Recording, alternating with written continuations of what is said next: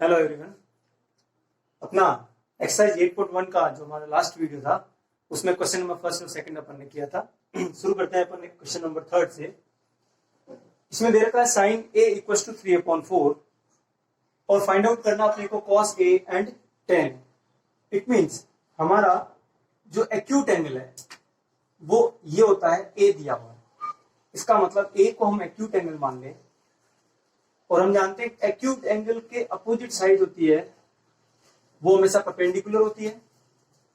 जो right angle के opposite कहूं या मैं यूं कहूं कि राइट एंगल ट्राइंगल की लॉन्गेस्ट साइड है वो हमारी हाइपोटेनियस है और थर्ड वन जो है वो हमारी बेस हो जाएगी। अब आप ये देखेंगे कि इसने दिया है साइन a इक्वल टू 3/4, तो हमारा साइन थीटा होता क्या है वो हमारा फॉर्मूले से मैंने टेबल बताई थी आपको, परपेंडिकुलर अपॉन हाइपोटेनियस। अब यहां पे परपेंडिकुलर कितना दे रखा है, ये दे रखा है 3/4, साइन ए इक्वल टू 3/4। तो आप यहां से गैस कर सकते हो कि हमारा जो ये परपेंडिकुलर है वो दे रखा है 3 और हाइपोटेनियस दे रखा है आपका 4। तो कुल मिलाकर निकालना क्या है, आपको बेस निकालना है। जब आपके पास राइट एंगल ट्राइंगल की तीनों साइड आ जाएगी तो उनसे हम तीनों साइड में से किसी दो का रेशियो जो होता है वो साइन कॉस टेन जो भी अपने को ट्रिग्नोमेट्रिक रेशियो पूछा जाएगा वो हम निकाल सकते हैं। तो यानी कि जो दे रखा है क्वेश्चन से sine theta equal to perpendicular upon hypotenuse, तो हमें परपेंडिकुलर और हाइपोटेनियस तो मिल चुका है। अब हमें निकालना है बेस, और बेस हम निकालेंगे कौन सी थ्योरम से, पाइथागोरस।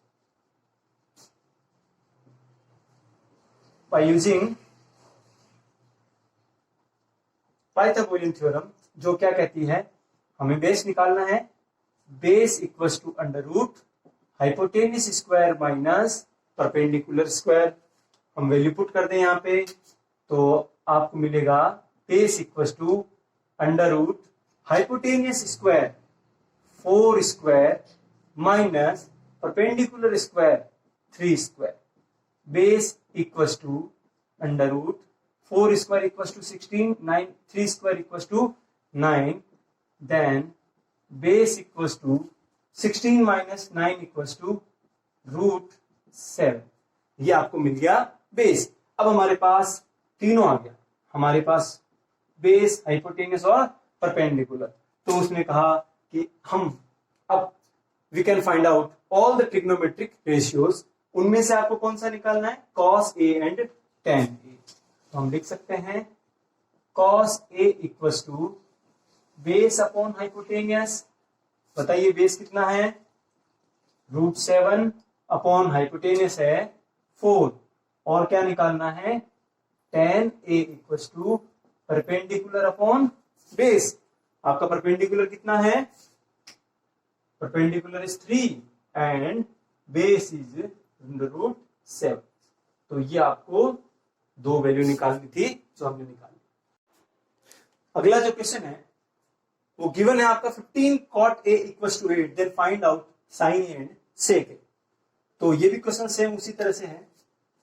यहां अपन cot a इक्वल्स टू 8, 15 जो मल्टीप्लाई में है उसको हम डिवाइड में लिख सकते हैं, और हम जानते हैं कि जो cot होता है वो बेस अपॉन परपेंडिकुलर होता है। इट मींस अगर मैं एक राइट एंगल ट्राइंगल एज्यूम करूं तो उसका अच्छा एंगल कौन सा है, ए, तो this is our acute angle A. Acute angle के अकॉर्डिंग परपेंडिकुलर हो जाएगा ये वाला, और परपेंडिकुलर की वैल्यू कितनी है 15, ये आपका बेस हो जाएगा, और बेस की वैल्यू कितनी है 8। तो कुल मिलाकर आपको निकालना क्या है, हाइपोटेनियस। और हाइपोटेनियस निकालने के लिए अपन क्या यूज करेंगे, using Pythagoras theorem. Pythagoras theorem के according hypotenuse equals to under root perpendicular square plus base square. Hypotenuse is equals to value of perpendicular is 15 square plus base जो दे रखा है वो 8 square, hypotenuse equals to under root 15 का square करेंगे 15 into 15 225, 8 का square करेंगे तो 8 8 जा 64, और अगर हम इसको ऐड करें 5 and 4 9, 2 and 6 8 and 200, और 289 का आपको निकालना है स्क्वायर रूट अंडर रूट, तो वो मिल जाएगा आपको 70। इट मींस हाइपोटेनियस की वैल्यू निकालनी मैंने 70। अब आगे आपको समझ में आ गया होगा कि आपको निकालना है साइन ए, और आप जानते हो what is the ratio of the sine A, कौन सी दो साइड का रेशियो होता है, परपेंडिकुलर अपॉन हाइपोटेनियस। बताइए परपेंडिकुलर कितना है, 15 अपॉन हाइपोटेनियस अभी आपने निकाला 17। सिमिलरली और क्या निकालना है आपको, सेक ए, तो सेक ए इक्वल्स टू क्या होता है, कॉस का आपका रिवर्स होता है, हाइपोटेनियस अपॉन बेस। अब ध्यान देने वाली बात यह है कि इसमें जितने भी रेशियो है उन सब में, चाहे वो गिवन आपका कॉट ए है या इसके अलावा साइन ए और सेक ए आपको निकालने के लिए पूछा गया, तो इनमें जो एक्यूट एंगल है वो सब में ए है, इसलिए ये बेस और परपेंडिकुलर अपने को चेंज करने की जरूरत अभी पड़ी नहीं है। अगर अपना यहां साइन ए की जगह साइन सी पूछ ले तो आपको ए की जगह एक्यूट एंगल किसको मानना पड़ेगा, सी को, अभी इसमें जरूरत नहीं पड़ी है। तो हाइपोटेनियस आपका हो गया 17 और जो बेस है वो कितना है 8, ये दोनों उसने पूछे। तो जैसे अपन ने ये दो निकाले हैं, बाकी के सारे ट्रिग्नोमेट्रिक रेशियो भी अपन निकाल सकते हैं। उसके बाद क्वेश्चन नंबर 5 आपको दे रखा है, sec A equals to 13/12, sec theta equals to 13/12, और हम जानते हैं कि what is the ratio of the sides to calculate sec theta, hypotenuse upon base. It means hypotenuse 13 है और बेस आपका 12 है, तो इसके अकॉर्डिंग आपको एक राइट एंगल ट्राइंगल एज्यूम करना पड़ेगा। इसमें एक्यूट एंगल थीटा दिया हुआ है, तो ये हमारा एक्यूट एंगल थीटा है। इस ट्राइंगल का नाम हम कुछ भी लिख दें, एबीसी अपन ने वर्टिसेस लिख दिए। अब इसका हाइपोटेनियस 13 दे रखा है, बेस इसका 12 दे रखा है, और ये आपका परपेंडिकुलर। बट हमें परपेंडिकुलर निकालना है, तो परपेंडिकुलर निकालने के लिए यूजिंग पाइथागोरस थ्योरम, हर बार आपको पाइथागोरस थ्योरम यूज करनी है राइट एंगल ट्राइंगल में। तो हमारा परपेंडिकुलर इक्वल्स टू फॉर्मूला हो गया hypotenuse square minus base square, और perpendicular is equals to under root hypotenuse square. What is the value of the hypotenuse, 13 square, base is equals to 12, then base square equals to 12 square, 13 square equals to 169, 13 into 13, 12 square equals to 12 into 12 equals to 144। Subtract कीजिए तो आपको मिलेगा 25। तो perpendicular is equals to 25 का square root कितना हो गया, 5। Now we have the value of perpendicular, base and hypotenuse, all three side of right angle triangle. तो आगे तो आपको कोई प्रॉब्लम नहीं आने वाली है। तो उसने पूछा था कि calculate all the trigonometric ratios, तो आप इसके लिए क्या करोगे, इसका मतलब है आपको sine theta, cos theta, tan theta, cot theta, cosec theta and sec theta, इन सब के बारे में बताना है। तो सबसे पहले आप क्या लिखेंगे, फॉर्मूला लिखेंगे। क्या फॉर्मूला होता है, sine theta equals to perpendicular upon hypotenuse. Cos theta क्या होता है, base upon hypotenuse. Tan theta क्या होता है, perpendicular upon base. Cot theta जो होता है वो टेन थीटा का रिवर्स होता है, तो base upon perpendicular. Cosec theta sine theta का रिवर्स होता है, तो hypotenuse upon perpendicular. Sec theta क्या होता है, इसका कॉस का रिवर्स होता है, हाइपोटेनियस अपॉन बेस। तो ये वाला जो हमने एक टेबल याद की थी, मैं उसको थोड़ा सा रिपीट कर देता हूं कि हमने लिखा था sine theta, cos theta, tan theta, cosec theta, sec theta, cot theta. ये आपको टेबल याद रखनी है। क्या कहती है टेबल, इस एक टेबल से सारे ट्रिग्नोमेट्रिक रेशियो जो हैं वो हम फॉर्मूला लिख सकते हैं। वो कैसे, साइन थीटा मैंने बताया perpendicular upon hypotenuse, cos theta बताया base upon hypotenuse, tan theta बताया परपेंडिकुलर अपॉन बेस।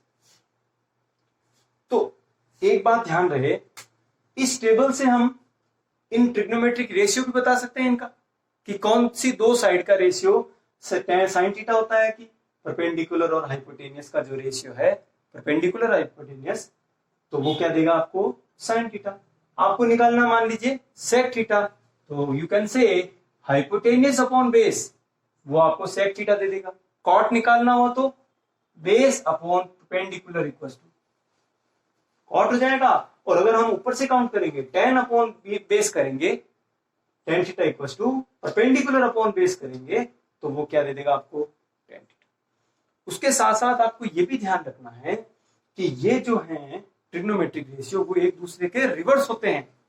साइन जो है किसका रिवर्स होता है, कोसेक का, और कोसेक किसका रिवर्स होता है, साइन का। जैसा कि अपन फॉर्मूले में देख सकते हैं, साइन की वैल्यू परपेंडिकुलर अपॉन हाइपोटेनियस है और कोसेक की value perpendicular hypotenuse upon perpendicular. तो यहां अपने पास परपेंडिकुलर, हाइपोटेनियस और बेस तीनों की वैल्यू है, इसमें पुट करें। परपेंडिकुलर कितना है 5, हाइपोटेनियस कितना है 13, कॉस थीटा बेस आपका है 12 और हाइपोटेनियस है 13, टेन थीटा परपेंडिकुलर है आपका 5 अपॉन बेस है 12, कॉट जो होता है वो 10 का उल्टा 12 upon 5, cosec theta hypotenuse upon perpendicular 13 equal 13 upon 5, और सेक थीटा हो जाएगा आपका हाइपोटेनियस अपॉन बेस, बेस आपका है। तो हमने एक ट्रिग्नोमेट्रिक रेशियो जो दे रखा था उससे बाकी के सारे ट्रिग्नोमेट्रिक रेशियो हमने निकाल लिए।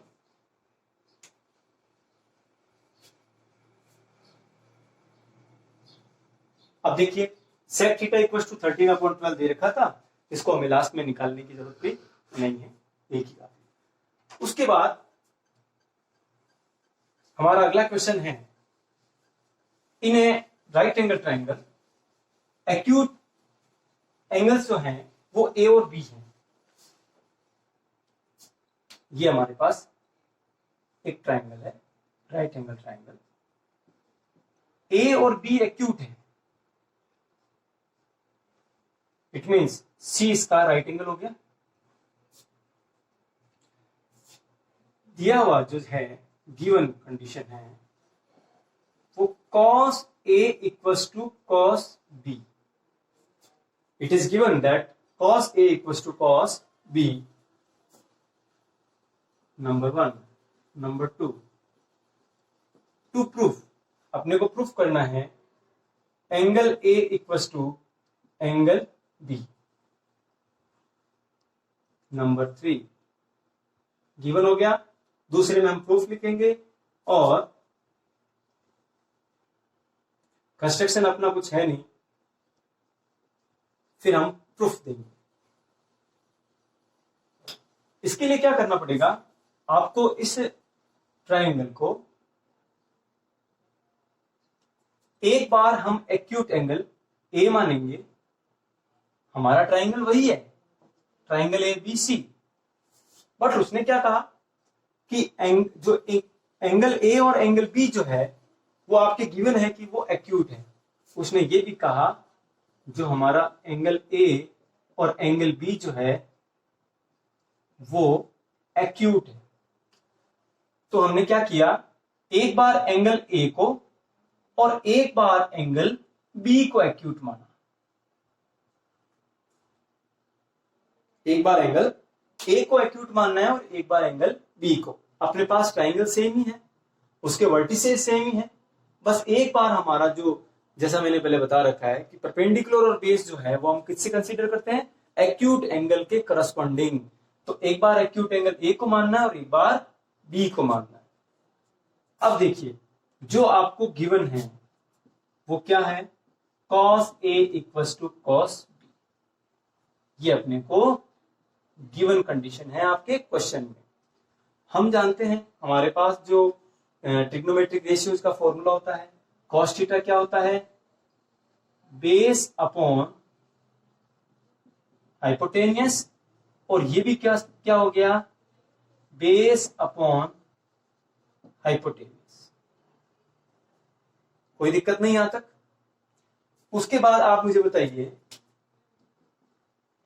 बेस इस एंगल ए को मानते हुए अपन ने एंगल ए को एक्यूट माना, तो उसके अकॉर्डिंग ये कौन सी साइड हो जाएगी, ये हो जाएगी आपकी परपेंडिकुलर, ये हो जाएगी बेस, और ये हो जाएगी hypotenuse.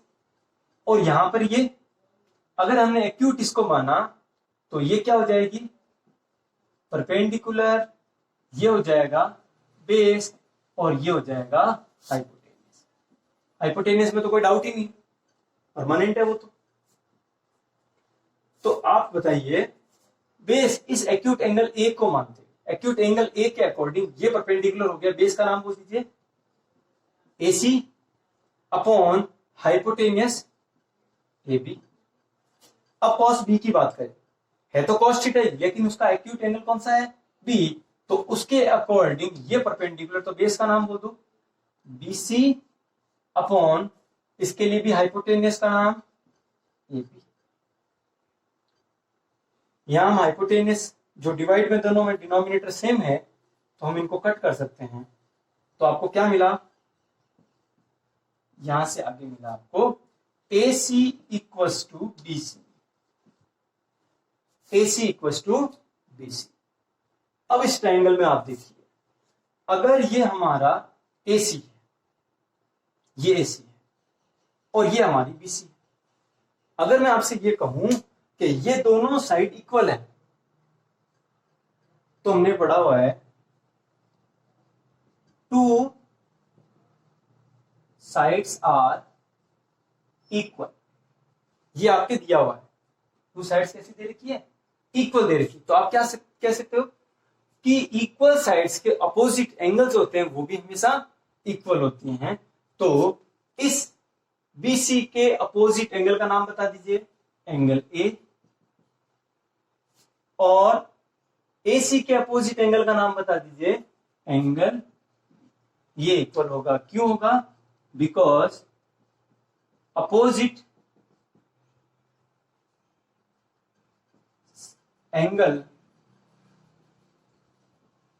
Angles of equal side